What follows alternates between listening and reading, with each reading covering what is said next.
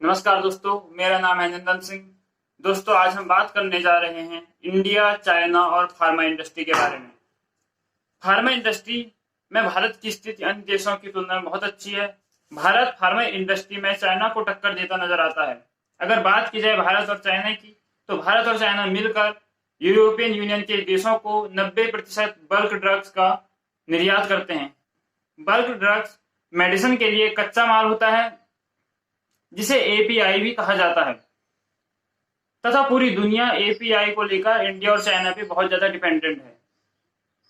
अगर बात की जाए विकसित देशों की, वह इसलिए एपीआई नहीं बनाते क्योंकि वह पेटेंट ड्रग के लिए एपीआई बनाते हैं। पेटेंट ड्रग वो होते हैं जिन पर ट्रेडमार्क लगा होता है तथा उसे कोई दूसरी कंपनी नहीं बना सकती, तथा पेटेंट ड्रग बहुत ज्यादा महंगे आते हैं। अगर बात की जाए चाइना की फार्मा सेक्टर को लेकर, तो चाइना फार्मा सेक्टर का सबसे बड़ा खिलाड़ी है। चाइना दुनिया में सर्वाधिक एपीआई का मैन्युफैक्चर करता है। चाइना अमेरिका को 97% एंटीबायोटिक तथा 90% विटामिन सी का एक्सपोर्ट करता है। एक यूके की एजेंसी के अनुसार चाइना पूरी दुनिया में लगभग 40% एपीआई का निर्यात करता है। चाइना ने 2018 के दौरान लगभग $30.48 बिलियन का एपीआई निर्यात किया था। दोस्तों, अब हम देखेंगे इंडिया की स्थिति। भारत दुनिया का सबसे ज्यादा जेनेरिक दवाइयों का एक्सपोर्टर है। भारत दुनिया में लगभग 20% जेनेरिक दवाइयों का एक्सपोर्ट करता है। जेनेरिक दवाइयां वो होती हैं जिन पर ट्रेडमार्क नहीं लगा होता है तथा इसे कोई भी कंपनी बना सकती है। इसी कारण भारत को फार्मेसी टू दी वर्ल्ड भी कहा जाता है। भारत लगभग अपनी मेडिसिन 200 देशों में एक्सपोर्ट करता है तथा वह सहारा अफ्रीका के देशों में भी करता है, जो कि दुनिया के बहुत अधिक गरीब देश हैं। इंडिया उन 563 दवाइयों का मैन्युफैक्चर करता है जिसे वर्ल्ड हेल्थ ऑर्गेनाइजेशन ने प्री क्वालिफाइड फार्मास्यूटिकल प्रोडक्ट में रखा है, जैसे कि HIV, AIDS, diarrhoea, hepatitis, malaria, influenza, TB etcetera.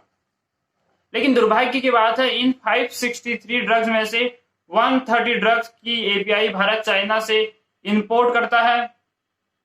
तथा अगर भारत का टोटल इंपोर्ट चाइना पे देखा जाए तो भारत एपीआई का 67.56% इंपोर्ट करता है। भारत ही नहीं, दुनिया के बड़े बड़े देश जापान, ऑस्ट्रेलिया, यूएसए मुख्य रूप से चाइना पर एपीआई को लेकर निर्भर हैं। तथा अब हम बात करेंगे कि क्या कारण रहे जिनके कारण चाइना में एपीआई सेक्टर डेवलप हुआ। पहला कारण यह है कि जब चाइना में एपीआई सेक्टर डेवलप हुआ तो वहां पे गवर्नमेंट के नीचे सारी इंडस्ट्रियां आती थी तथा गवर्नमेंट उन्हें बहुत ज्यादा सपोर्ट करती थी, जैसे सस्ती बिजली, सस्ता पानी, सस्ता लेबर, जमीन फ्री में दे देती थी, जिस कारण इंडस्ट्री बहुत तेजी से ग्रो करती थी। दूसरा कारण यह है कि जब 1980 के दशक में ग्लोबल कॉर्पोरेट एपीआई को लेकर डेवलपिंग कंट्री की ओर देख रहे थे, तो उसी समय चाइना में उदारीकरण हो रहा था और कॉर्पोरेट चाहते थे एक सस्ता लेबर, दूसरा सस्ता रॉ मटेरियल, जो उन्हें चाइना बहुत अच्छी तरह से प्रोवाइड करा रहा था। लेकिन समस्या यह नहीं है कि चाइना में एपीआई सेक्टर डेवलप हुआ।